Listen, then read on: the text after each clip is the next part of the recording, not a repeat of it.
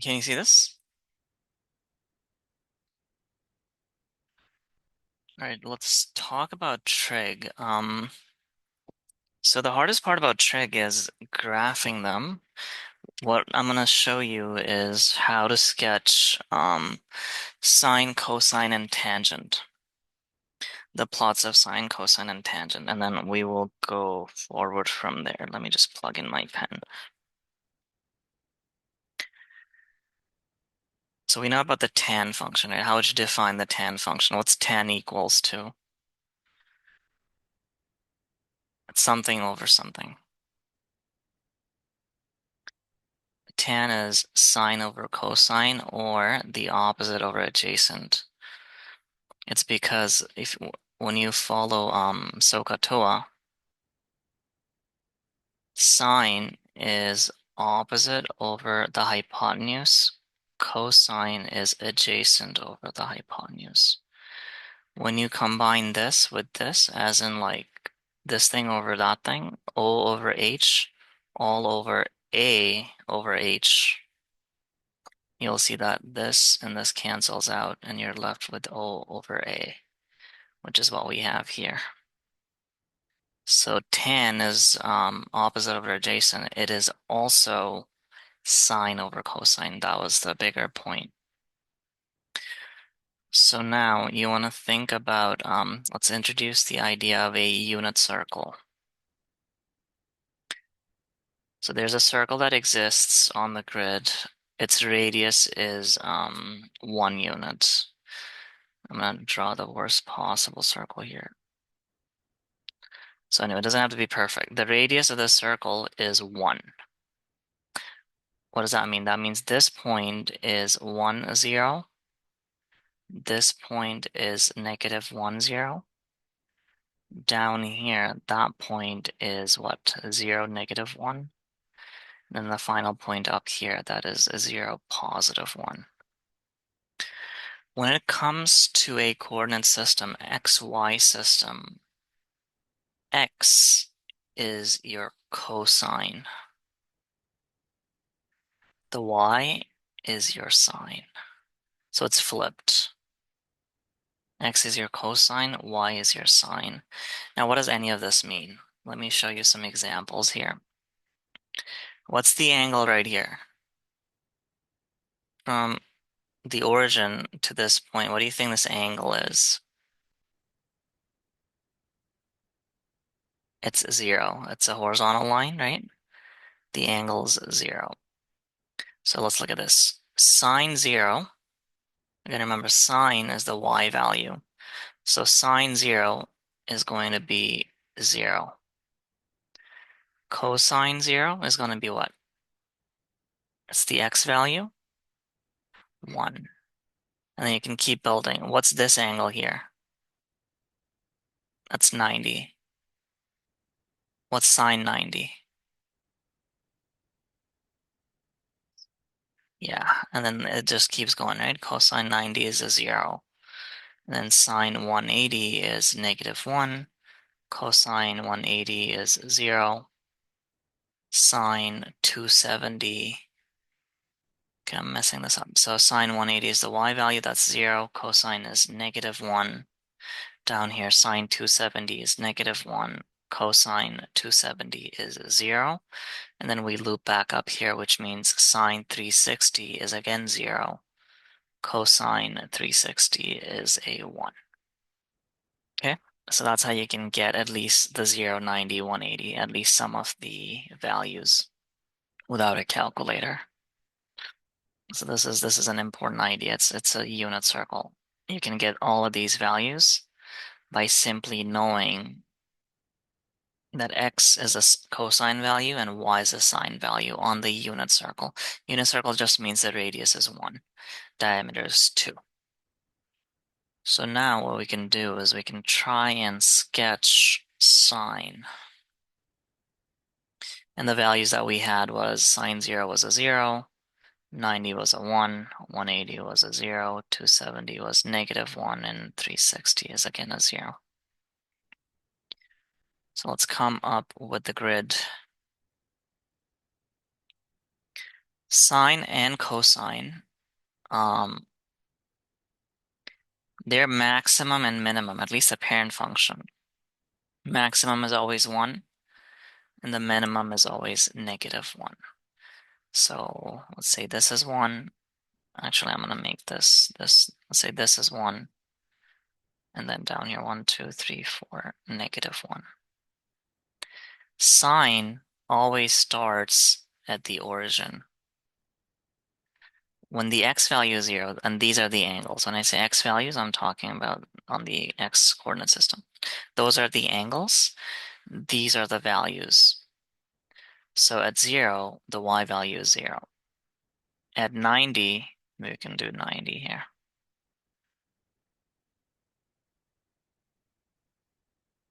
At 90, the y value is 1. At 180, the y value is 0. 270, the y value is -1, and 360, the y value is 0. And these functions are periodic. So once you have one cycle, you have it all. It never stops. So what you can do is you can keep going over and over again, infinitely in both directions. You can be more precise than that because you know what the x and the y values are. But that's what sine looks like. It always starts at the origin. Cosine, on the other hand, does not start at the origin. So if we think about the cosine values that we had from the unit circle, it was something like this. Cos 0 is a 1. Cos 90 is a 0. And you can always think about it, right? So this point is -1, 0. Cosine is the x value. Sine is the y value. Cosine 180 is -1. The x value down there is 0. And then the x value down here is +1. So let's sketch cosine. Cosine does not start at the origin. It always starts up here at 1. And again, it's the idea of quarter periods. If you notice, this is an entire cycle. There's a quarter period here, 1/4 of a period up, and then comes down. You have to come down from a maximum to the equation of axis. And then there's another quarter period here, down again, and now you're at your minimum. You have to go back up to the equation of axis. Same idea with the cosine curve too. It's going to start here. At 90, it's going to go down here. At 180, it's going to go down here. You don't even need these values, honestly. Once you have the starting point, it's just logical. Because once you're up here, the only way you can go is down. Once you're here, the only way you can go is down. And once you're here, the only way you can go is up, because that's the minimum point. And from equation of axis, because we came from the bottom, the only way you can go is up. Or you can graph it using the coordinates there as well. And this is what cosine looks like in blue. Ultimately, both of these curves are the same curve. What I mean by that is if you move the blue curve, right? Okay, if you move the blue curve 90 degrees to the right, in other words, you have your cosine graph. This is your parent function. But if you move this entire function, right, to the right by 90 degrees, remember transformations? This is the d value. It's inside the function. Minus its opposite, x lies. X minus 90 means it goes 90 degree to the right. You get the sine function. They're linked. Same, you can also write it like this. Sine x, what here is cosine. How would you get the cosine curve from the sine curve? What needs to happen? Does it need to move left, right, up, or down? So it'll be x what? Yeah, there you go. X plus 90. And those are the parent functions, sine and cosine. Usually with transformations, they're going to ask you to transform these functions. Just for practice, I'm going to just show you how easy it is to get secant and cosecant. So remember, there's a primary function, sine, cosine, tan, and then there is the secondary function, which is basically an inverse, not an inverse, sorry, a reciprocal. What's the reciprocal of sine? What's that function called? Yeah, exactly, cosecant. So it's written CSC, okay? So let me show you how to make cosecant. It's actually very simple. So again, remember, this is your curve. We'll just do one cycle. Maybe you start at the origin, up, down quarter period, here. So remember, cosecant is ultimately just 1 over sine. You have a sine function. You need to flip this function upside down, right? Remember from reciprocal functions and rational functions.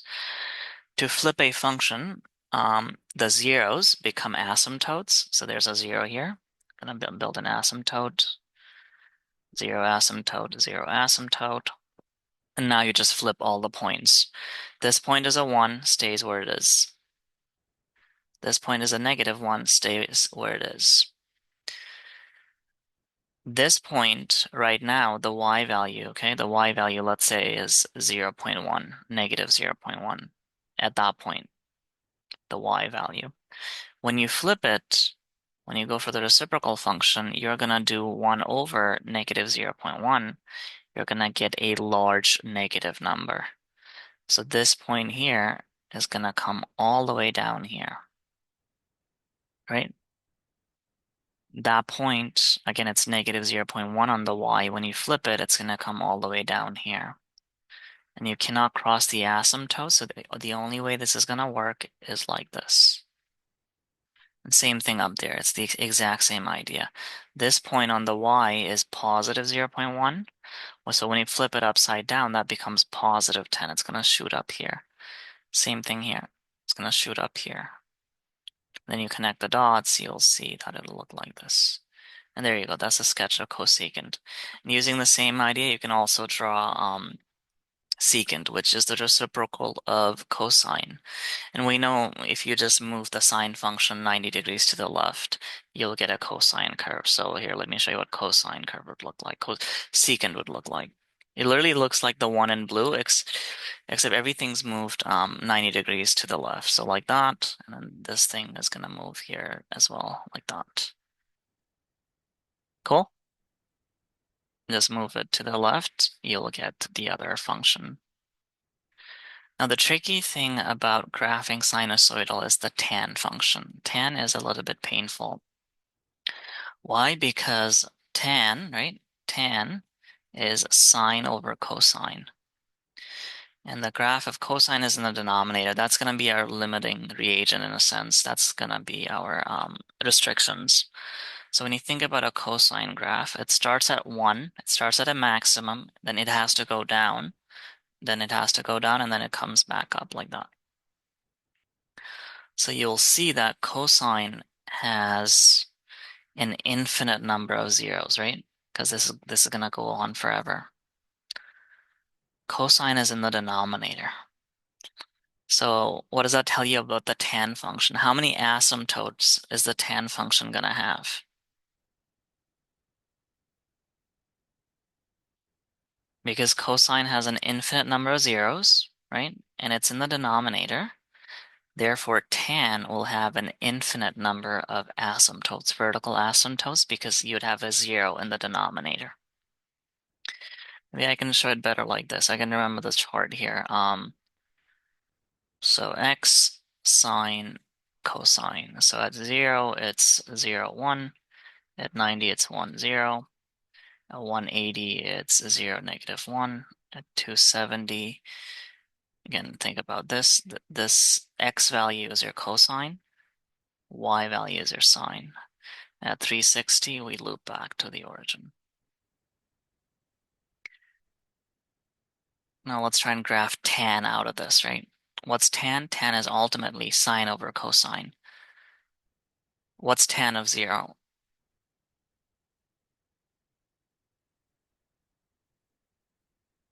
You have everything you need. Tan is sine over cosine. At 0, sine is 0 and cosine is 1. So what's tan? Tan is simply 0 over 1, right? Tan is sine over cosine.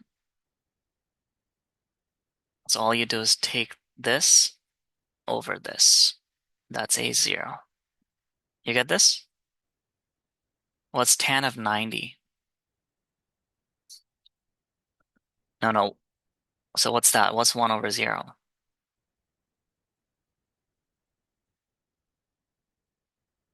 You can't do that. It's a vertical asymptote basically. So when you talk about graphing, undefined basically becomes a vertical asymptote. So right now there is a VA here, okay?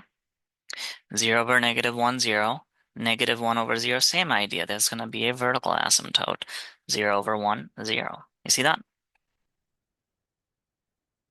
So let's sketch the asymptote. So there's one at 90, and then there's one at 270. You'll see that there's going to be an asymptote because it's periodic. Okay, here's the main thing about periods. Sine and cosine, the period is 2 pi or 360 degrees. One entire unit circle is the period, but tan is unique. Tan, the period is half. It's only 180. But this part is very important. The period of a tan function is literally the half of sine and cosine.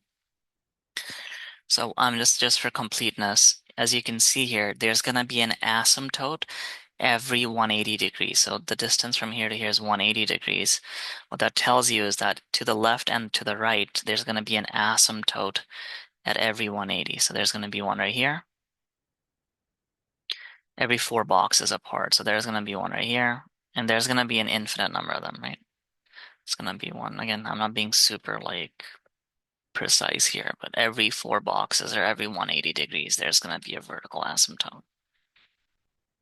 And then we have the zeros too. Where's the 0? At 0, it's a 0. At 180, it's a 0. At 360, it's a 0. There's going to be another 0 here just for, because it's cyclic. So here's what the tan curve looks like. There's only one way to do it. There's two ways that you can do this, right? When you think about the asymptotes and where the zeros are, you cannot go like this. I guess you could, but tan doesn't look like that. Here's what tan looks like. Tan always starts on the left side here, starts at the bottom of the asymptote, and it's like a cubic function. Think of tan as merely it's an x cubed. It's a glorified x cubed function. It's going to start in Q3, it's going to end in Q1 up there every single time. And it's going to go through that origin. Not the origin, sorry, it's going to go through that 0 is what I meant to say. So what does tan look like? There's only one way this is going to work. Just think of a cubic function like that.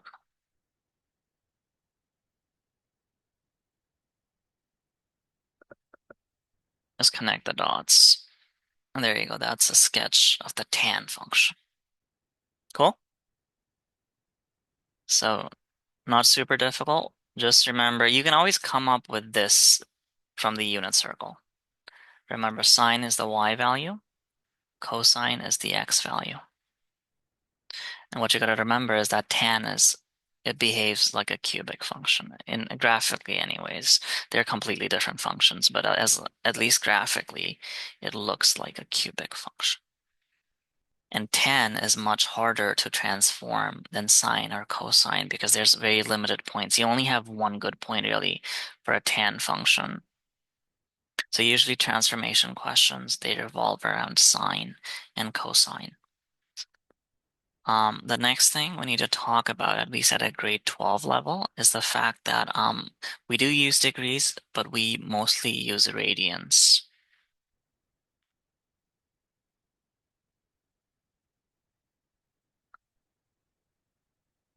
And this is how it works. 180 degrees is pi radian, which means a full cycle 360 degrees is 2 pi radian. This is a symbol for radian. They don't usually write it. Let's see. No, you don't usually write it, but you'll see that C measure on the top. So why are we talking about this? Is because it's very important for us to be able to convert from one angle system to the other. If you went to a French high school, There's another measure as well. There's something called a gradient measure. It's also a way to define angles. So you have the angle measure. I'm just going to call it degrees. Sorry, I'm supposed to say degrees. They're all angles. You have degrees, radians, gradients. In the gradient system, we won't talk about this. This is just for an FYI. In the gradient system, 90 degree is 100 gradients. In radian measure, 90 degrees, you can decipher this, right? 90 is half of this, so it must be half of this, pi over 2 radians. And in degrees, obviously, it's going to be 90 degrees. So this is going to be our focus at a grade 12 level radian measure.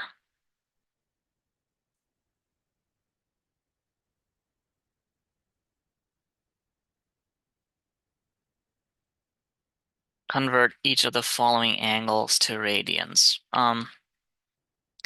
So what would help here is if you had a calculator that reduces things for you. Like for example, what you can do is you can type something like 26 over 50, right? 26 divided by 50 on your calculator.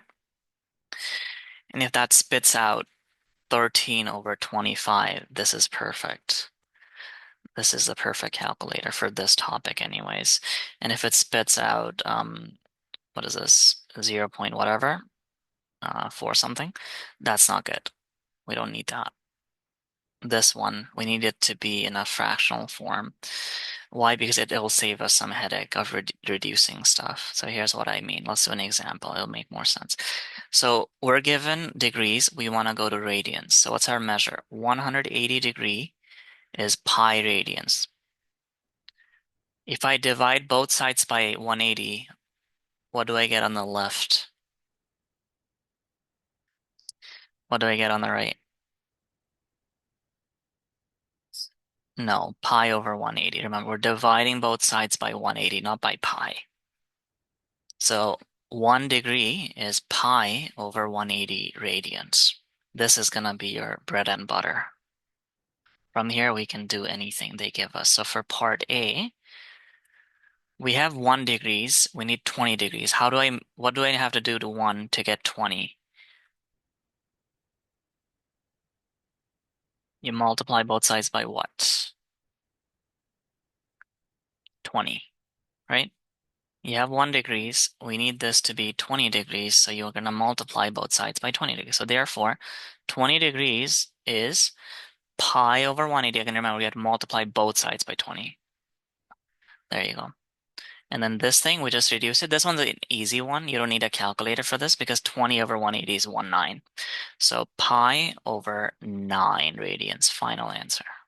And you leave it in terms of pi. Same thing with B, not that difficult. All you do, we're here, we need 225. So what we're going to do is we're going to multiply both sides of this equation by 225. So 225 is equals to pi over 180 times 225. Now you remember the reducing thing that I told you? This is where it would come in handy because when you start reducing this, like usually I start reducing from like fives. And then it becomes like a pain, like because you have to like reduce it 20 times sometimes, not 20, but like maybe 3, 4 times. So what I'm gonna do is my calculator spits out a fraction, so I'm gonna cheat. I'm gonna type 225 divided by 180, okay? And then that gives me 5 over 4. Therefore, the answer is 5 pi over 4 radians, final answer. Or you can reduce this, right? Because what goes into both of these? 45 goes into both of these, yeah. You can reduce it and you'll eventually get 5/4 pi. Cool. Which quadrant is this angle in?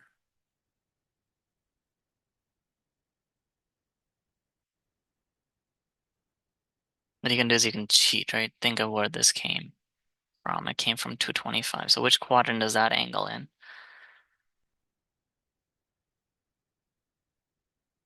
So 180, right? The third one. So 5 pi over 4. Same thing. Let me show it to you from a radian measure.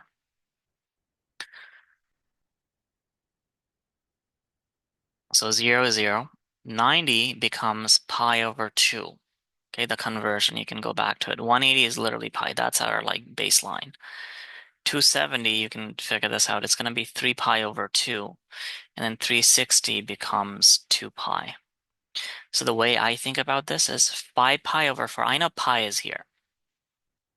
5 pi over 4 is only slightly bigger than 1 pi, or pi. So it must be like right here. And this distance is going to be pi over 4. Again, let me show you how I got this. 5 pi over 4 is, well, it's 4 pi over 4 plus pi over 4. So that's pi plus pi over 4. So you're at the 180 line and you just go pi over 4 radians further down. So that one is for sure in quadrant 3. You don't necessarily need this. Just think about this because you will always be given this. So think about how far or close this is from the pi line. Here's another example.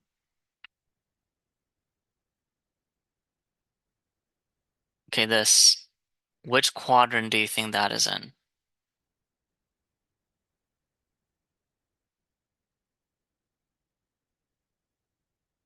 You can use a calculator if you want.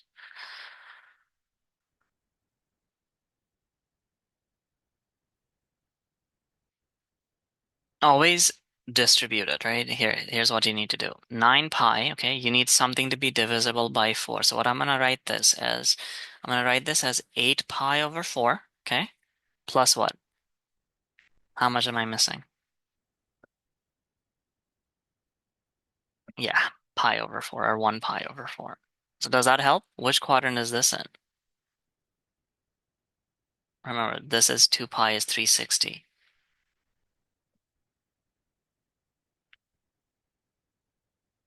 1 or 4?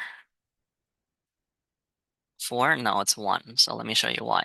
Because this is 2 pi, right? This is 2 pi. We're bigger than 2 pi, so we need to go further up. So we did one full round. So far we're at 2 pi, but then we need to do pi over 4 more. So we just kindly extend a little bit here. So this is going to be in quadrant 1, okay? And this distance is pi over 4.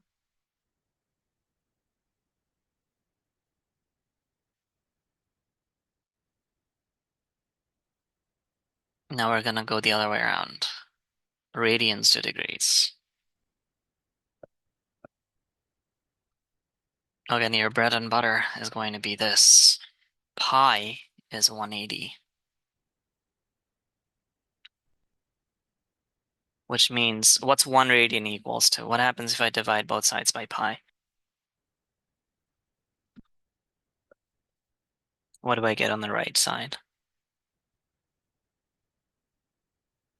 Yes.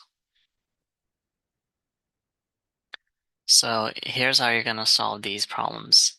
It's actually much easier than it looks. So if they give you a pi, right, in the question itself, all you have to do is literally replace that pi with 180 because pi is 180 when you're converting from one system to the other. So for part A, we're in radians, 5 pi over 6 radians. To go into degrees, because there's a pi there already, all you need to do is replace that pi by 180, and you're done. So this goes into this 30, so that's going to be 150 degrees, one and done. So if they give you a pi, simply replace it.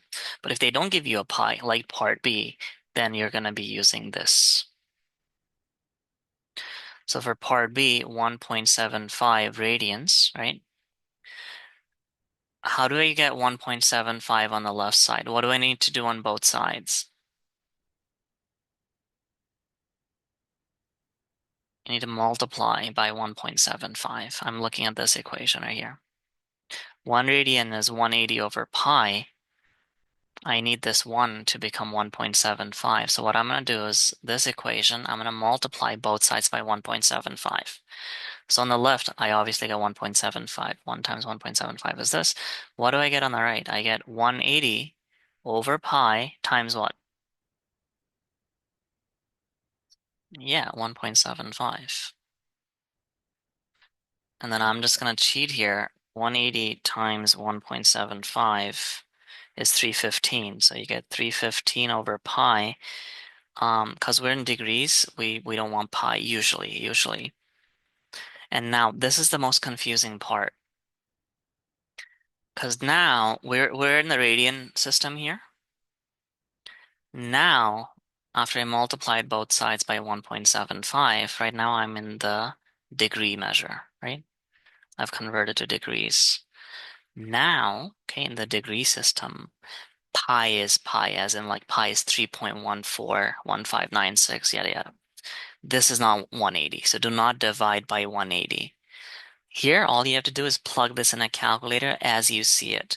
315 divided by pi is going to be 100.260 degrees. So in the degree system, pi is 3.14. Cool?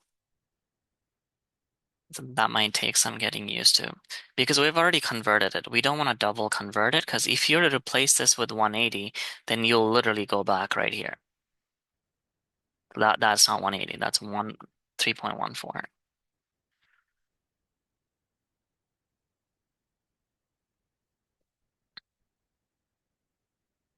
We've done these things before too. Let me just do this.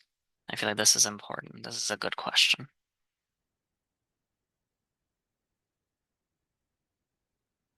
So, angles are measured counterclockwise from the x-axis. Counterclockwise, CCW we call it. Think of a clock, it moves this way, right? Counterclockwise is the other way. So sometimes with this system, what happens is if you go down, like let me give you an example. This is pi over 2 or 90 degrees. This, on the other hand, is what? What's that angle if you come down? Yeah, yeah, it says it's negative pi over 2 or negative 90 degrees. Using that concept, we're going to answer. I already had it there, didn't I? We're going to answer these problems. It's not that difficult. What's the answer to it? And again, look at them. Most of them are either like 90, 180, 270. I'll give you the conversions. 90 is pi over 2, 180 is pi. And eventually you'll like remember these by heart. 3 pi over 2. I think that's all you need. If you need 45, it's pi over 4. Okay, what's the answer to A? I want the answer. They want the answer in let's focus on radians. So what's the answer to A? Pi. What's the answer to B? C.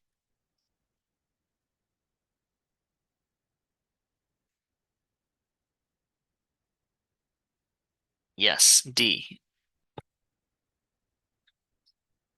No, it's not a full circle, right? 2 pi would be if it connected back here. It's not a full loop, so not 2 pi. Try again. It's 270 degrees. It's 3/4 of a loop, so it's 270 degrees. So yeah, yes. E would be 2 pi. It would be in fact positive 2 pi or negative 2 pi for E. Yes. What about F?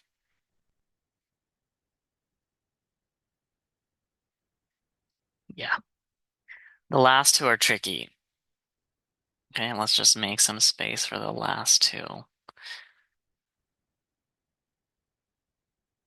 So for questions like these, because now it's an arbitrary system, it's not going by 90 each time. So let's look at this. So there's one section, two sections, 3, 4, 5. Let me just label them. 1, 2. Let me use this. 1, 2, 3, 4, 5, 6 sections. So what is from here to here? How many degrees?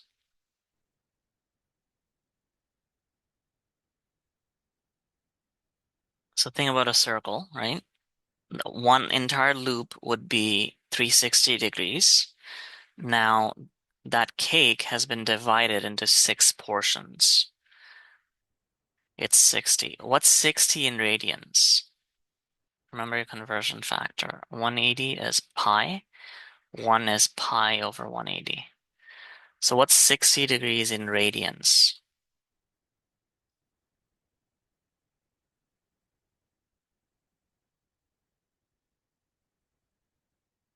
Again, it's easier than you think. You have this conversion factor.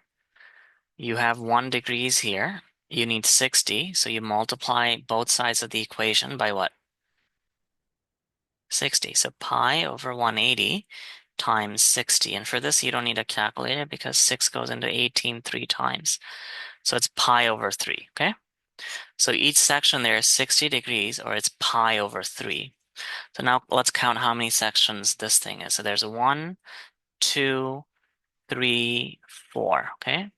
So from here to there, you have 4 times pi over 3. So the answer, the final answer is going to be negative 4 pi over 3 because you're going CCW.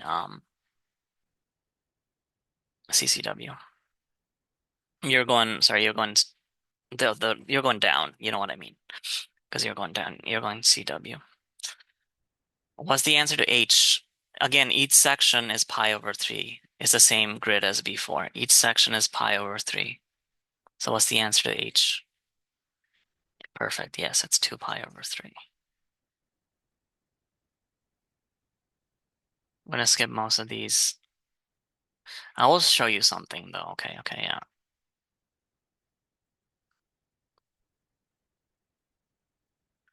So there's an idea about an arc length. You have a circle. You have a cake. You cut a cake. You'll cut the cake at a certain degrees or at a certain angle. It doesn't matter what the angle is. They will give you the angle. Arc length is the distance of the perimeter of this cake. Like this, it's obviously not a straight line, right? It's curved. It's a very annoying kind of like you can't straight line this. Arc length, it depends on the textbook. Sometimes it's called S. Just for simplicity, I'm gonna call it A. A for arc length. Both of them are valid. The distance from this point to this point is A. That's your arc length. Okay? Um, so how do you find this distance? There is a very simple formula for this. Arc length A is equals to, it's obviously a circle, it has a radius, which is constant. The radius times the central angle of this pi, theta. We call it theta. That's the angle. But the main thing about this is that when you're doing arc length, when you're using this formula at least, this angle, theta, has to be in radians, cannot be in degrees. Once you know that, it's very simple. So let's kill both of those questions. Part A, they've given you the theta, they've given you the radius. So how hard could that be? 8 times 3.5, quick math, that's 28 centimeters done. Easy peasy.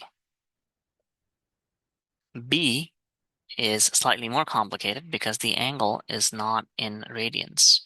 How do we convert 300 degrees to radians? Remember again, 180 is pi. 1, if you need it, is pi over 180. So tell me, what is 300 degrees in radians? How do we convert this?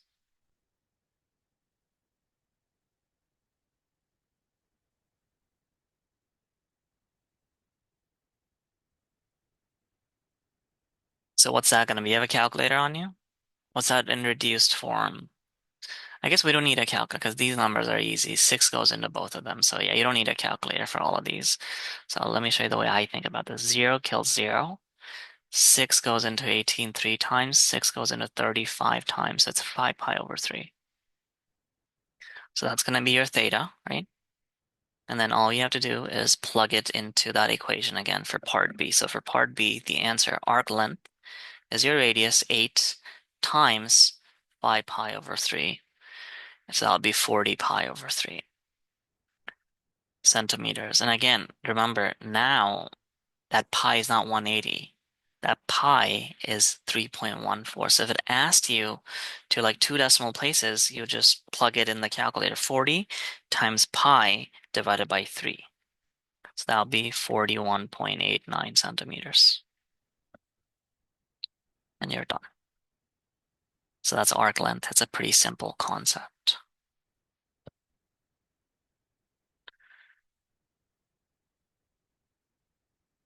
This one looks very difficult. Let's do this one. Hopefully we can. I'm pretty sure we'll be able to do it. It's two right angle triangles. How hard could it possibly be?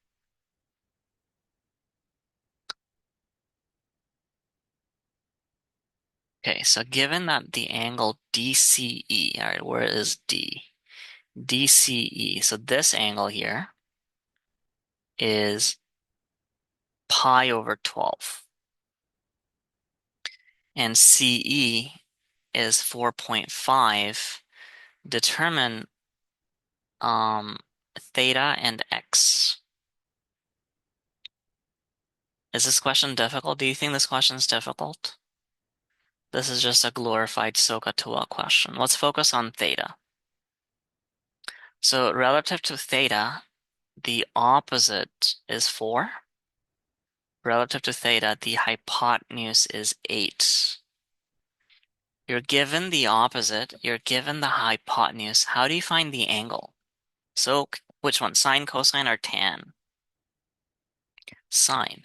So you have sine theta is equals to opposite over adjacent, not adjacent, sorry, hypotenuse. So you have sine theta is equals to 4 over 8. So that's 0.5. How do we solve for theta?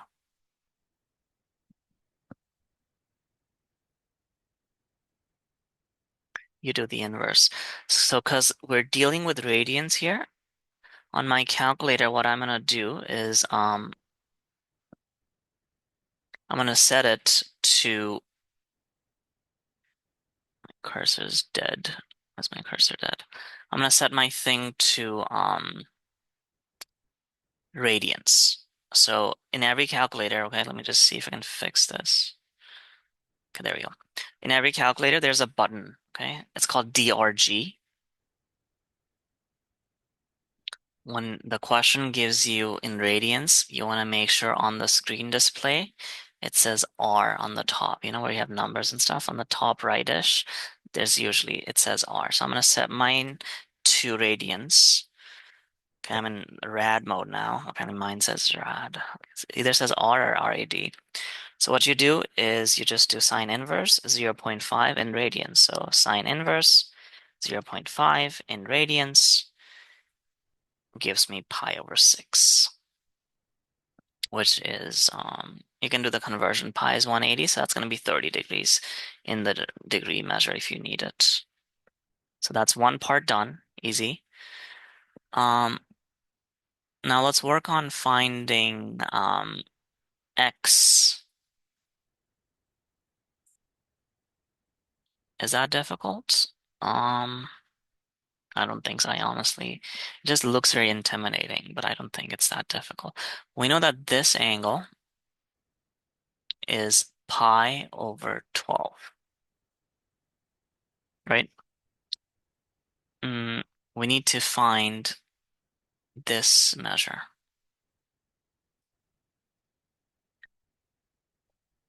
What's our plan of attack? It's a SOHCAHTOA question.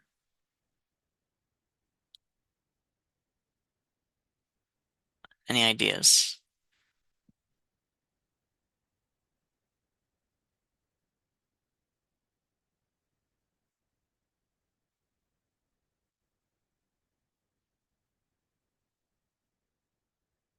I'll give you a hint. It has something to do with opposite angles are equal. You know, this angle is equal to this angle, right?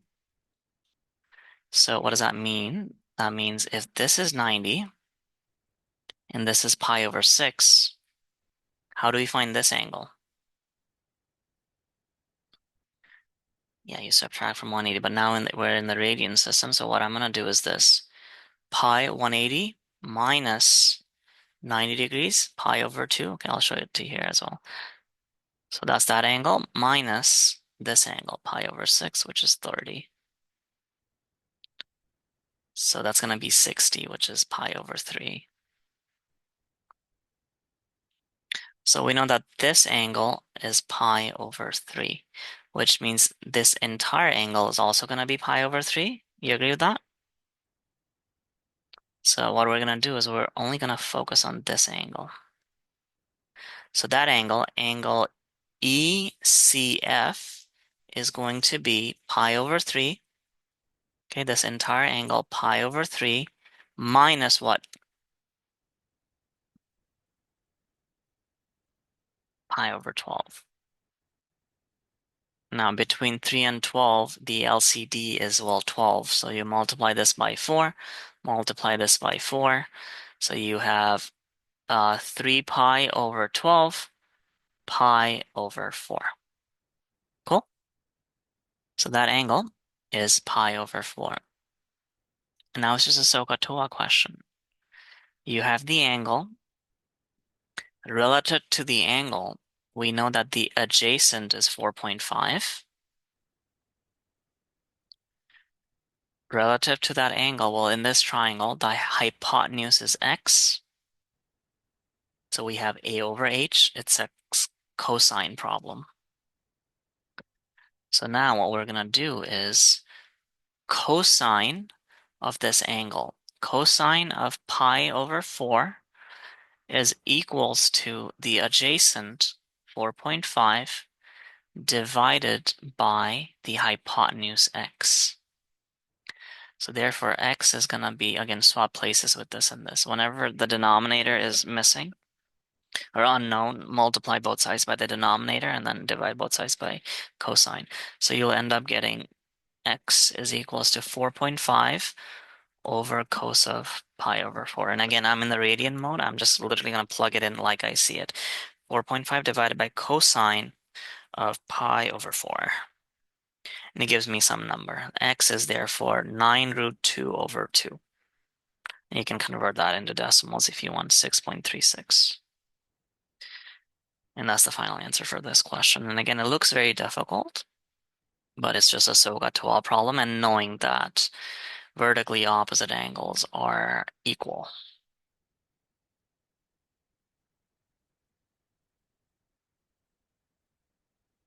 Let's see if there's any other funny stuff.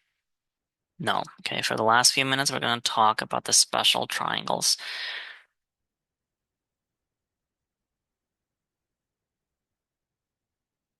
I don't know why I wrote this in small, the other thing in caps. Doesn't matter. So there's two angles, there's two triangles that exist. One of them is 30-60.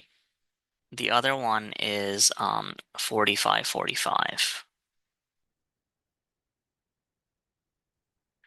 And they're special because sine and cosine, usually their values are irrational, but at these angles, for some mysterious reason, you get exact values.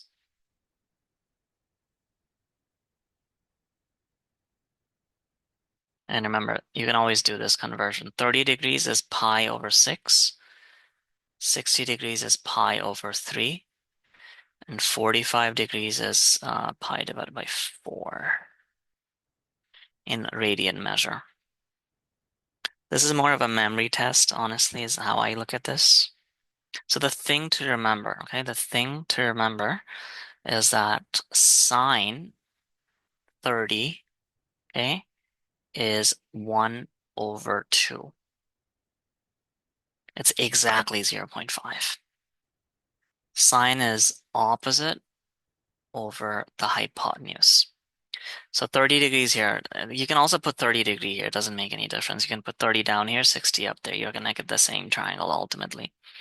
So what this means, this is a very helpful tip because this means in that triangle, in the 30-60 triangle, relative to 30 degrees, the opposite is 1 unit and the hypotenuse of that triangle is 2 units.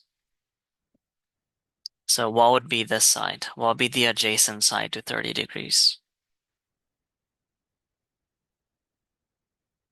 Would it be 3? Yes, it'd be square root of 3. What about the 45, 45? So the 45, 45 is it's just a right angle isosceles triangle because the angles are the same. That means this side and this side are exactly the same. And the trick for this one is that both of those sides are 1. The side lengths of the isosceles triangle is 1 unit. So 1 here, 1 here. What would be the hypotenuse of that triangle?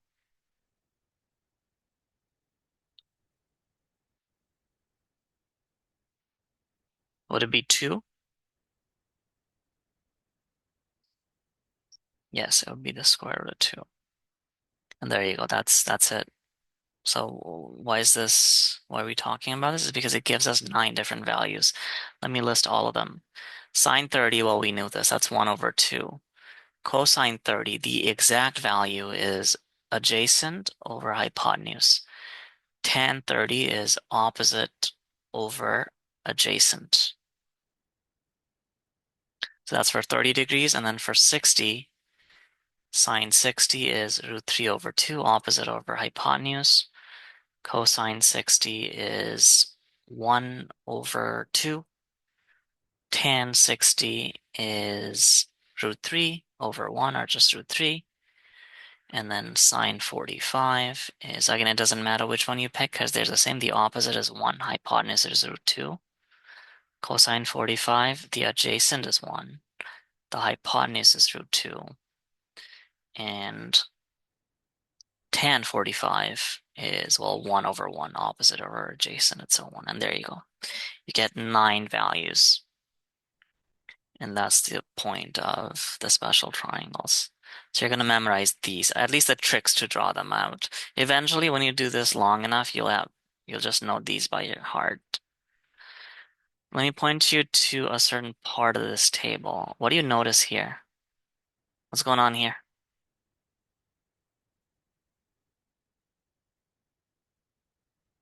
They're the same. So at 45, let's go back to our sketches.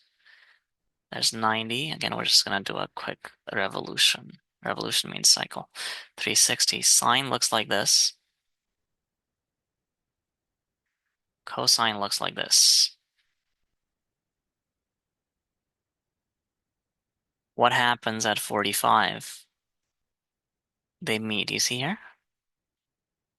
The y values are the same. And what's the y value? We just deciphered it from the special triangle.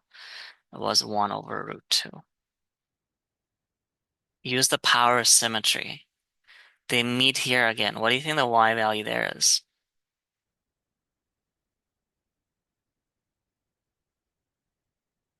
In fact, that would be, I'm just using symmetry, 45.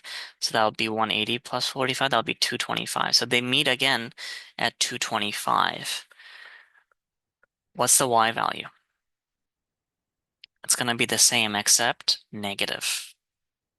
Power of symmetry. Yeah? And they meet obviously an infinite number of times. They keep meeting, like, yeah. Okay, cool. Let's call it there for today. See you tomorrow. Bye-bye.